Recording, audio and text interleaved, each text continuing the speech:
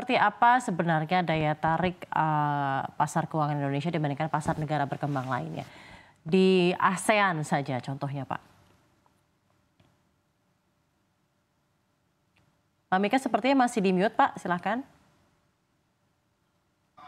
Baik, jadi saya masih melihat bahwa daya saing dari aset-aset keuangan di dalam negeri, khususnya aset utang di dalam negeri itu masih kompetitif dibandingkan negara-negara ASEAN yang lain. Kalau kita melihat dari tingkat pertumbuhan ekonomi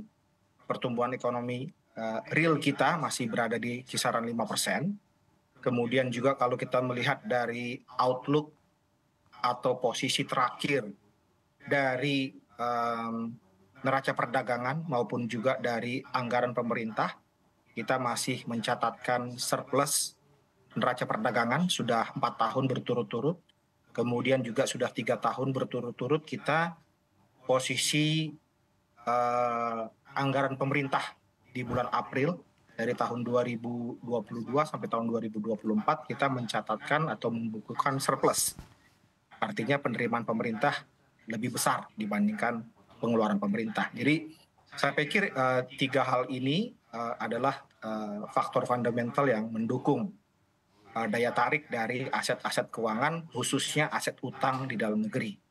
Selain itu juga kalau dari sisi nominal interest rate, kita juga memberikan nominal interest rate yang tinggi, bahkan lebih tinggi dibandingkan negara-negara di kawasan ASEAN yang lain. Saya pikir itu, Mbak Safrina. Ya. Tapi dalam pandangan Anda rentang-rentang rupiah yang paling kuat bisa terjadi tahun ini akan berada di level berapa, Pak? Kita ingat ketika Bank Indonesia menaikkan suku bunga menjadi 6,25% dan pada saat itu rupiah berada di level 16.200, sempat ada terjadi penguatan tipis di 16 ribuan, sempat berada di level 15.900-an. Nyatanya sepertinya rupiah untuk kembali bergerak ke level-level rentang 15.500-an ini sepertinya masih sangat sulit. Apa yang bisa menyebabkan rupiah bisa mengalami penguatan yang signifikan terhadap dolar Amerika Serikat? Apakah harus menunggu dolarnya melemah dulu atau bagaimana, Pak? Ya. Betul sekali Mbak Safrina bahwa memang penyebab dari penguatan dolar Amerika terhadap mata uang global termasuk terhadap rupiah adalah faktor eksternal.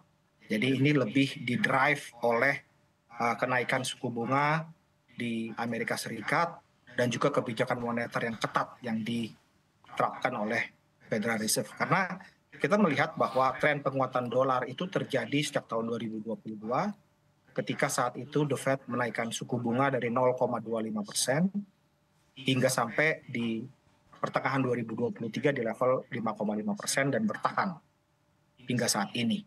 Kemudian juga disertai dengan saat itu The Fed melakukan quantitative tightening, mengurangi neraca yang dimilikinya.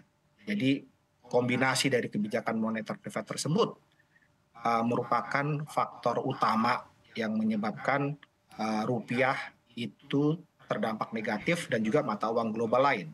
Jadi saya pikir memang kuncinya di sana ketika The Fed sudah merasa bahwa inflasi Amerika Serikat terkendali dan mereka sudah mulai akan memberikan sinyal bahwa suku bunga akan mulai dinormalisasi atau diturunkan. Saya pikir itu akan membalikan arah penguatan dolar yang kita lihat selama ini menjadi pelemahan dolar terhadap mata uang global termasuk terhadap rupiah.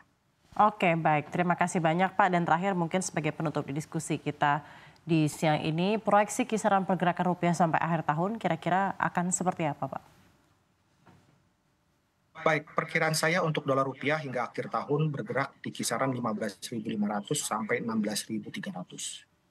Oke, masih dalam kisaran itu ya Pak ya, 15,5 sampai 16,5 ya Pak ya. Baik, terima kasih banyak Pak. Terima kasih Pak Mika Martumpal, ekonom dari Bank CIMB Niaga atas diskusinya di hari ini dalam segmen Currency Check di Power Lunch. Pak Mika sehat dan sukses selalu. Terima kasih.